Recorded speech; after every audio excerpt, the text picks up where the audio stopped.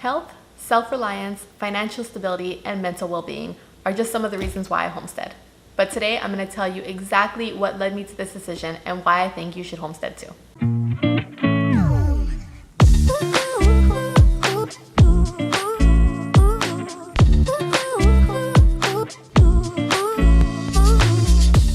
Hey guys, and welcome back to Mini Urban Farm, a channel about gardening and homesteading in the suburbs.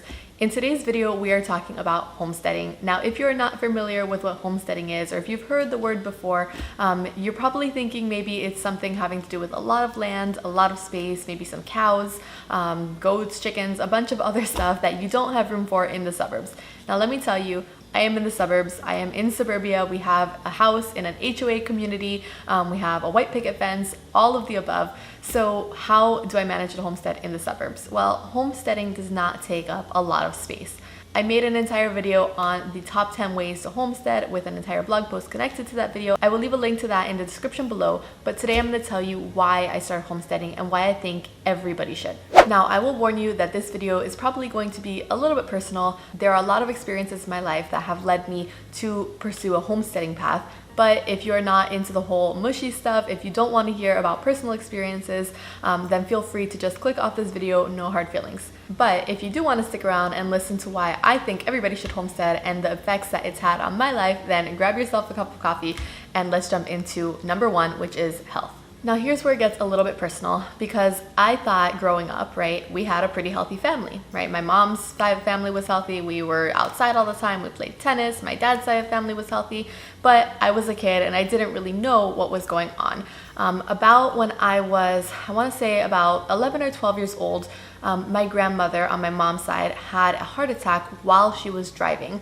We lived in Miami at the time and there's a lot of traffic. So if you can imagine just driving on the highway and having a heart attack stuck in traffic, it was definitely not a great situation, but she was able to make it to the hospital and she did end up surviving that heart attack. Now, they told her that because of her diet, she had a lot of complications with her heart, a lot of heart problems. She was eating mostly fast food, a lot of processed meals. She wasn't really cooking a whole bunch. So because of the diet, the lack of exercise, and ultimately the obesity, those factors ended up with her having a heart attack. Now, I was really young at the time, but I remember every single afternoon having to drive an hour down to the hospital after school. I had my homework, I had all my studies, all of my books, and I would sit in the waiting room at the hospital because she was there for a good amount of time while she was trying to get better. I remember sitting with my parents and trying to understand what it was that was occurring. I had never been to a hospital or had to go to hospitals for anything before, so it was kind of a shock. Now, as you can imagine, breaking a fast food habit or breaking the habit of eating out or processed foods nonstop is a very difficult habit to break, especially combine that with the fact that you're now sick and you haven't been doing any exercise and now you have to start trying to exercise and get yourself healthy. Now, needless to say, that didn't go very well and she wasn't able to really get herself healthy. She tried and tried, but it just didn't work out that way and she ended up having another 2 heart attacks in the next few years, in addition to another few open heart surgeries as well. She ultimately ended up passing away when I was 18 and she was pretty young, for my family at least. She was 71 years old, which in my family is actually a pretty young age to pass away. And that really just spurred me to live a healthier lifestyle. I was in the hospital every single day for multiple years, night after night, doing all of my homework, all of my tests, everything, just watching her slowly pass away. And it was one of the most heartbreaking experiences I've ever had to watch. And it was also really heartbreaking to see my parents and people around me in my family have to watch that as well. So that really spurred me to eat healthy, get motivated to work out, get fit, all of the other stuff, and just kind of swear off soda, fast foods, anything processed really. Now, what exactly does that have to do with homesteading? The more I grew up, the more I learned about the food system in this country especially, as well as how other people live across the world. It just really identified for me how the system of food that we have in place is not really conducive to a healthy life, right? So you want tomatoes all year long, but what do you have to do to get tomatoes all year long? You have to ship them from other places where tomatoes grow when they're not growing here. In addition to that, you don't pick tomatoes when they're ripe because by the time that they get here, they'll be soft and rotten, and nobody wants to buy soft, rotten tomatoes. So what do? You spray them with chemicals, you pick them while they're green, and then by the time that they get to us in the supermarkets, they look like the tomatoes we're accustomed to, even though they have been sprayed with chemicals and pesticides and all the other stuff. If you're interested in learning more about that kind of thing, there are tons of documentaries. You can just Google, the food system in this country. One of my favorites is called Food Inc., which is a great documentary on how the food system works in this country. If you haven't seen it, I would definitely go recommend you check it out. But learning about that and learning about the way other people live in countries where there are no Walmarts, there are no Targets, there are no giant supermarkets, and how those people live significantly longer lives, it just really spurred me to start my own garden and to have food that I know exactly where it comes from. I know it wasn't sprayed with pesticides. I know it was only organic gardening. I know where my compost came from because it came from the exact same garden and the kitchen scraps here right in my own kitchen, and I know exactly what's being fed to my garden.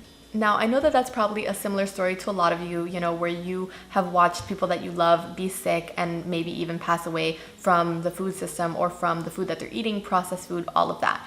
Now, what's not common, I think, to a lot of people is the fact that my other side of the family, on my dad's side, people live to be about 100 years old on average. I have met my great-grandmother. She was 102 years old. My grandmother still is 96, and she doesn't take any medications. She cooks and cleans every single day. She lives in her own house. I don't have to care for her as if she was living in a retirement community because she's sick. She's not sick at all, and she does everything for herself. My grandfather was also in his 90s when he ended up passing away, and he didn't end up passing away from any disease. He passed away because he fell and he hit his head and went into a coma, and he wasn't able to recover from that because of his age.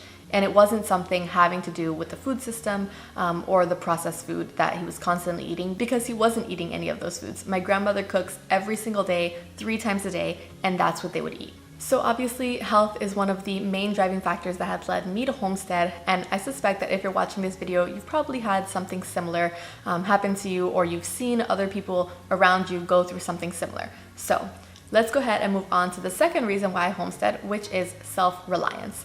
Now, I think this has been a big topic of conversation for the entire world lately, because if you lived through this little thing called the pandemic, which we are kind of still in, and hopefully it will end sometime soon, if you are living through that, then you know at the beginning of this entire thing, you were not able to source a lot of foods. You would go to a grocery store and there just wouldn't be toilet paper. There just wouldn't be tomatoes. I tried to get lemons at the grocery store to make lemonade, and there was just no lemons to be found in 3 grocery stores around us. So self-reliance, I think, has been a big thing lately, a big topic of conversation, and a big reason why people are trying to get into this lifestyle as well. If you're practicing any kind of homesteading, then you likely are trying to grow a garden of some sort and you're trying to be self-sufficient.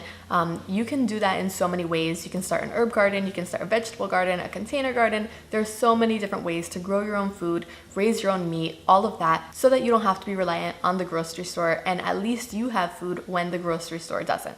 That to me is such a big factor of why I'm homesteading. I have been doing this since before the pandemic, but it just was such a great reinforcer, a reminder as to why I'm never going to stop homesteading and never going to stop growing my own food, gardening, producing my own meat and eggs. And really, you don't know if this is going to happen again, so I'd like to be as prepared as possible. All right, so factor number 3 is financial stability. Now, I think that when I say financial stability and self-reliance, people often confuse those as being the same thing. But self-reliance really is, ability to depend upon yourself and not have to go to external sources, even if you're willing to pay for those, right? I am willing to go to the grocery store to buy organic products, but if there's no organic products there, then you're reliant on something that doesn't exist. So self-reliance, I think, is very different than financial stability. And financial independence and stability, whatever you want to call it, is a huge topic in the homesteading community, right? You're trying to grow your own food, you're trying to raise your own meat, produce your own eggs, so that not only you can not rely on the grocery store, but also so that you don't have to pay for these things, right?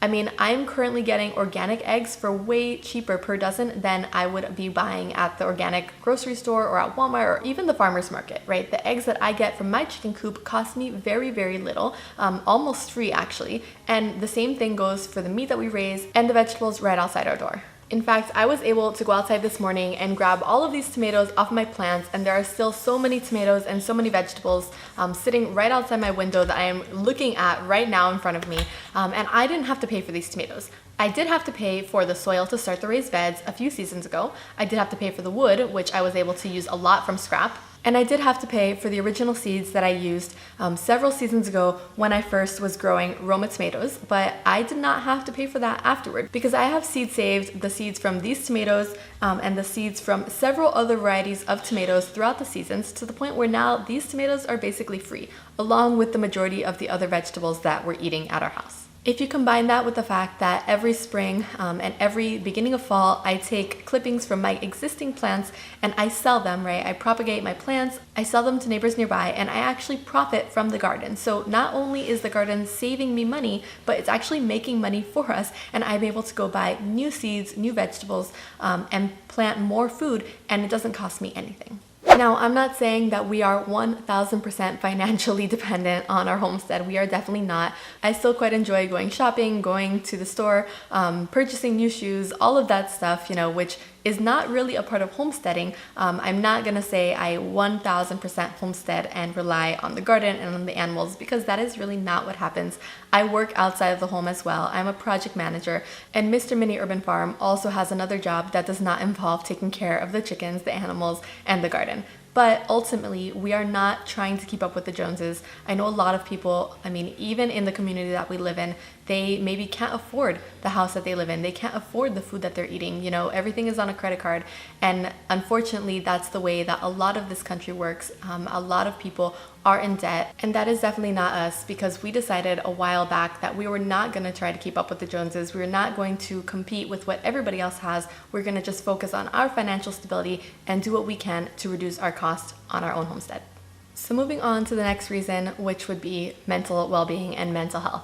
Now, prior to being a project manager, I was actually a therapist. My degree is in therapy, and mental health is what I used to do for a living. So mental health and mental well-being is really important to me, and I've always tried to find ways to incorporate things to better your mental health and mental well-being, one of which for me ended up being gardening. I enjoy taking care of the animals, I enjoy taking care of the chickens, I enjoy making pasta dough and making things for the family and cooking and all of that stuff. But for me, gardening ended up being the number one thing I do for my mental well-being. There's just something about going outside in the morning, seeing all of the things that you're producing, all of the plants growing, all the flowers, and actually be able to put your hands in the dirt and just feel connected with nature. For me, that is such a big reason as to why I choose to do this. I truly just enjoy it. Life is stressful and there's so many things going on constantly, but when I'm out in the garden, it just feels like this tiny little bubble around my garden, and it just feels like such a quiet, serene space that I'm able to look after my plants, and it really does feel like my entire head is just clearing out, and it's so relaxing for me. So homesteading, whether it's gardening, taking care of the chickens, cooking, all of that stuff, all of these things have the potential to better your mental well-being, because it's such a slower way of life. When you're cooking, you're just in the moment and you're, have some music on, you're having a glass of wine. That's really my sweet spot when I'm cooking. And all of this really does help to increase the quality of life for my mental stability, at least. And I hope that the same is true for you. All right, so my last reason for homesteading is that it is truly rewarding. Now, if you've ever done anything yourself, if you've fixed something yourself, if you've grown something yourself, if you've butchered meat yourself, then you probably know what I'm talking about. This feeling that you were able to do something yourself without relying on another person, that you have the skills necessary to take care of yourself, essentially. That is truly a rewarding feeling for me, and I think that that's probably true with a lot of people who get into homesteading. You don't necessarily like fixing everything that breaks in the house. I would much rather just click a button and have somebody come and fix it.